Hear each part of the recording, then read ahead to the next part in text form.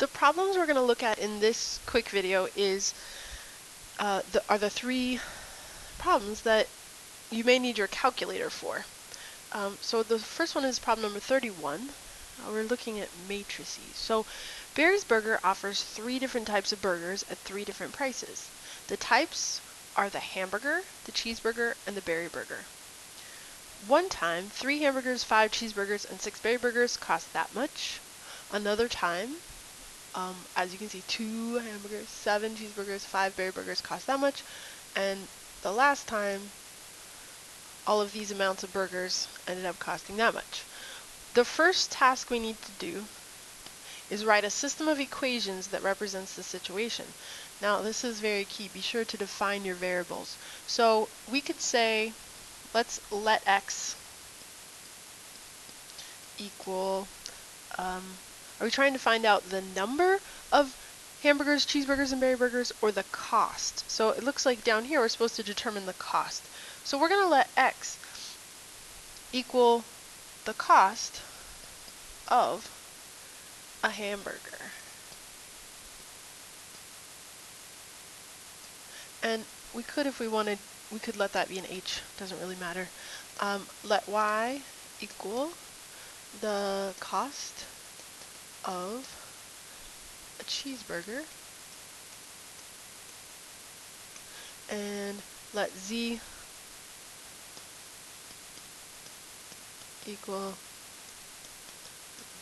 the cost of a Berry Burger. I'm just going to abbreviate Berry Burger. All right. So once we've defined our variables, we can set up our system of equations. Now, system of equations is just saying, given these 3 situations, when we had 3 hamburgers and we had 5 cheeseburgers and we had 6 Berry Burgers, which I'm calling Z, the total price was $25.24. So we're going to keep going for all of these equations, right? 2 hamburgers is going to cost 2 times the value or the cost of hamburger. We're also buying 7 cheeseburgers, and we're also buying 5 Berry Burgers.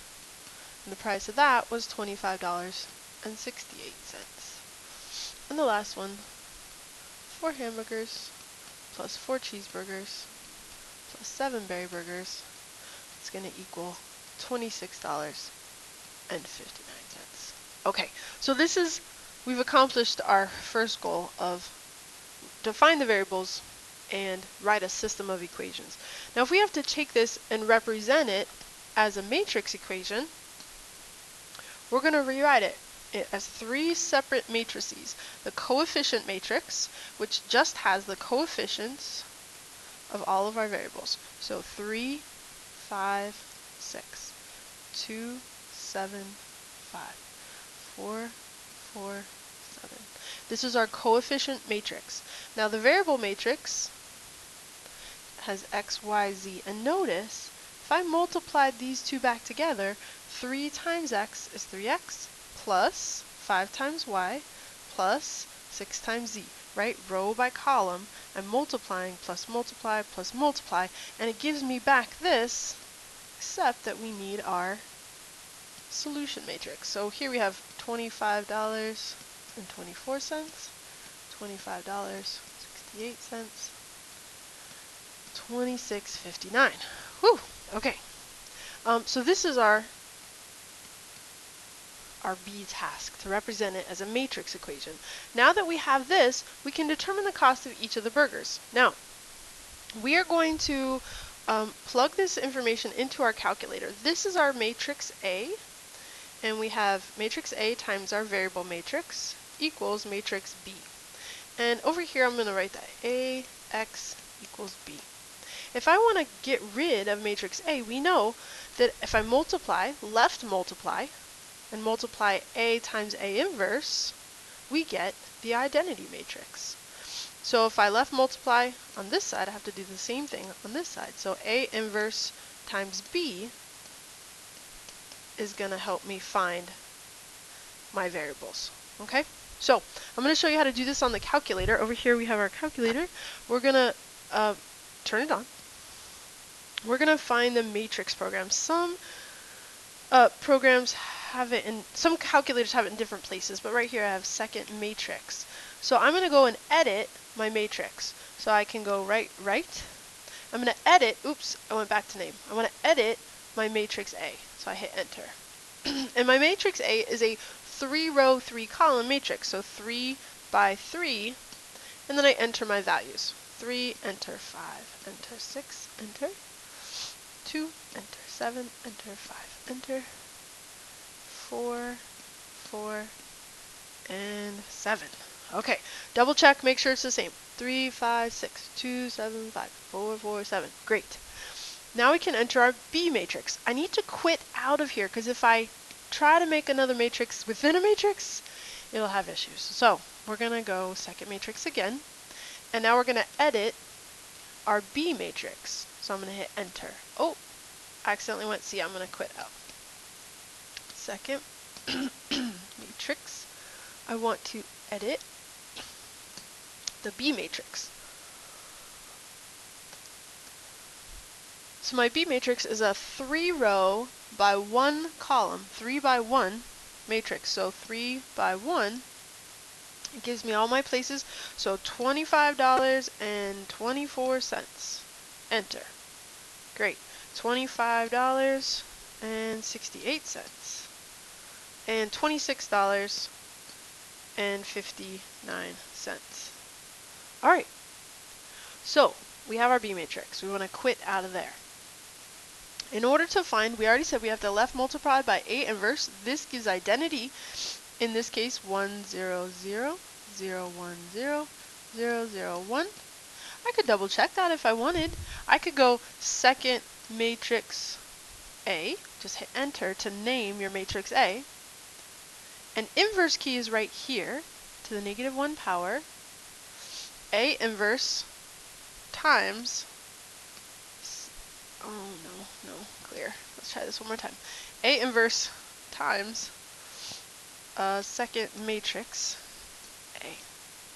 A inverse times A is going to give me the identity matrix. All right, so on the left-hand side, we're good. On the right-hand side, second matrix A inverse, and then we want to do second matrix B.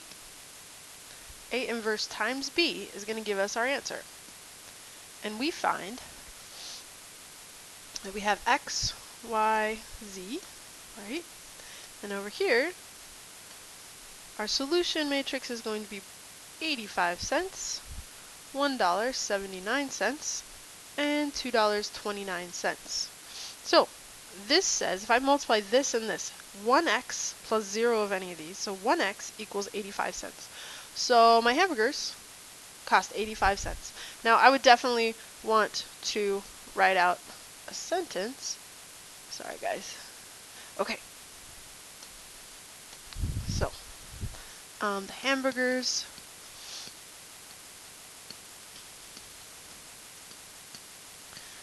cost 85 cents. Cheeseburgers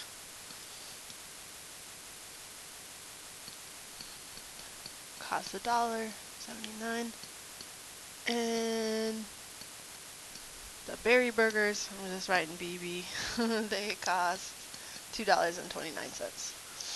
So our final answer would be that. And I hope this was helpful to review that skill of using the matrices for solving on the calculator. Okay, let's try the next one.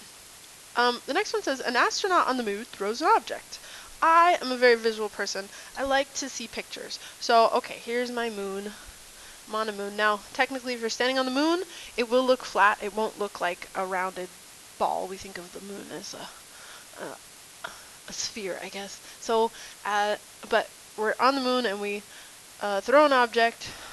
So maybe you're this tall, whatever. You throw an object and gravity's not so strong there, but it will eventually, I guess, hit the moon. I don't know. Okay, let's see what this says. An astronaut on the moon throws an object. The height in meters of an object is given by h. So we have our function, and I want to say h of x. I kind of feel like they forgot to write that, but negative 0.8x squared plus 9.6x plus 2. So the height is given by this function, where x is the seconds. The domain of this function is from 0 to 10. And what is the maximum height of the object? So I want to know the maximum height that this object reached. So we're going to go and we're going to graph this. There are actually two ways you could do this by hand.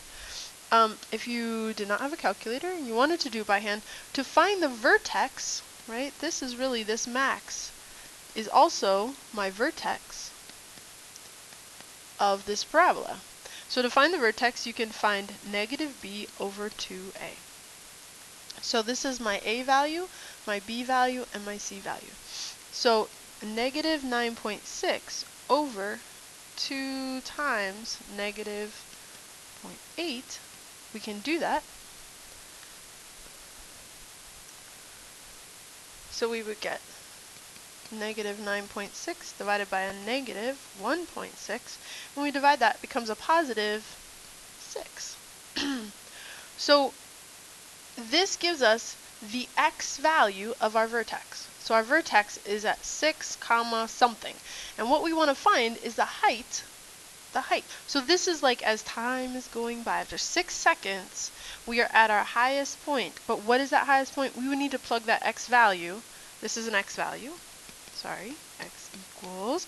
Alright, so our x value needs to get plugged back into this function. So to find the y, we would go negative 0.8 times 6 squared plus 9.6 times 6 plus 2.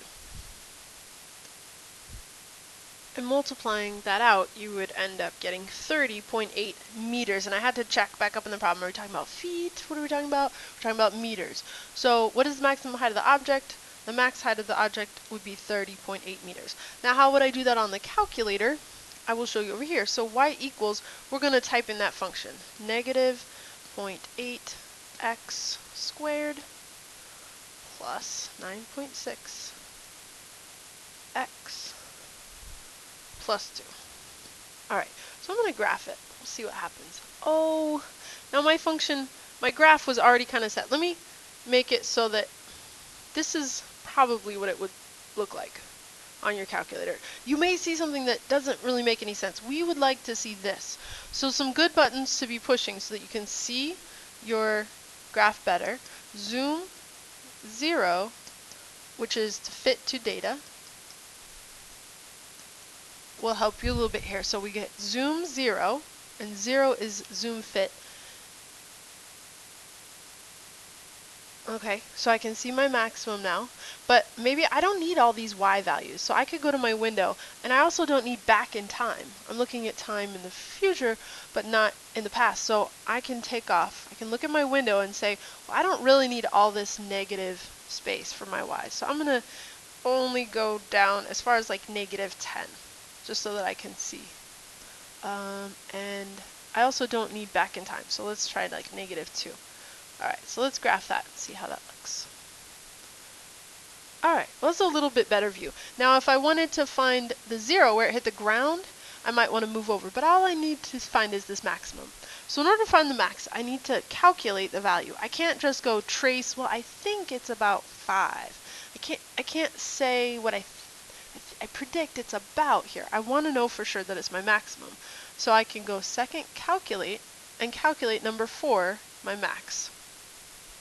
It's going to ask 3 questions, left bound, right bound, and then guess. Now I need to pick a number to the left of it, so maybe 3, and hit enter. That's my left bound. It's going to start searching there, and it's going to stop searching wherever I tell it, so let's say 8. So it's going to search between, I don't know, what did I say, 3 and 8. And I guess it's about 5. And it turns out my maximum occurs at 6. After 6 seconds, the y value is 30.8, just like we found here.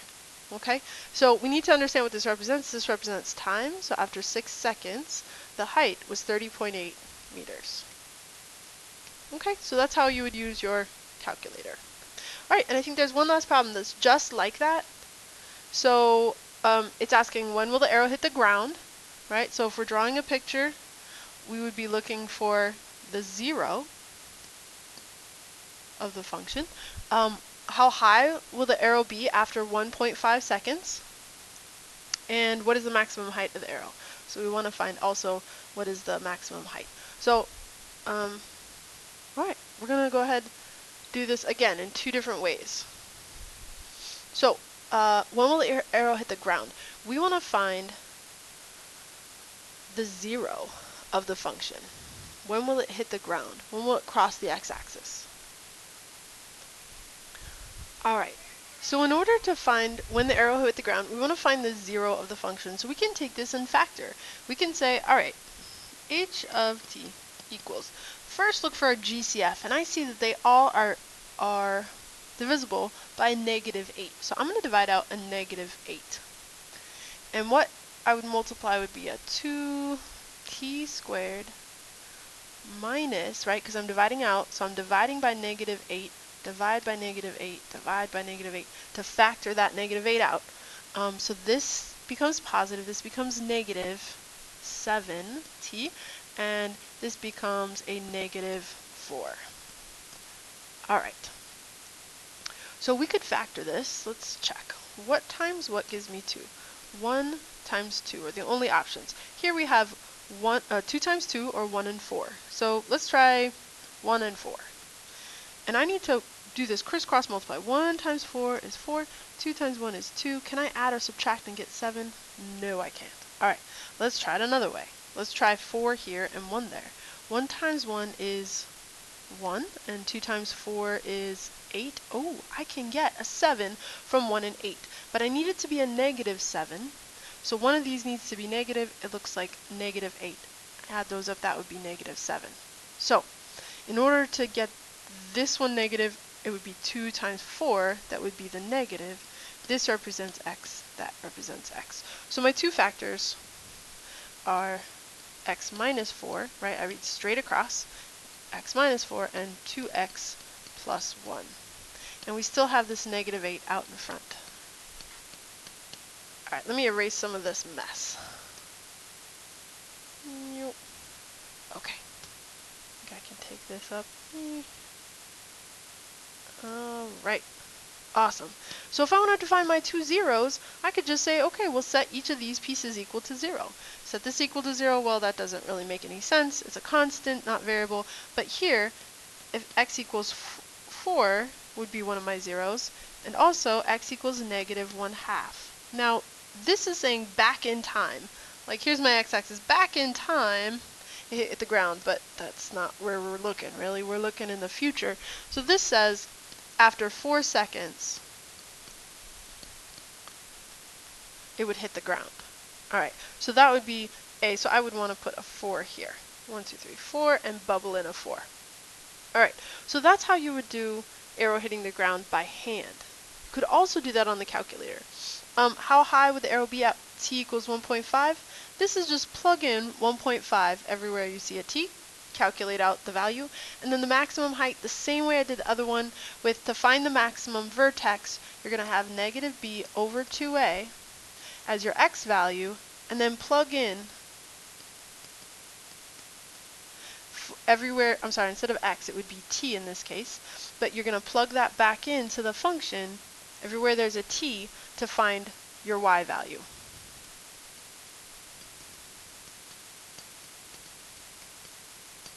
Or in this case, your h of t value, and that would give you your height.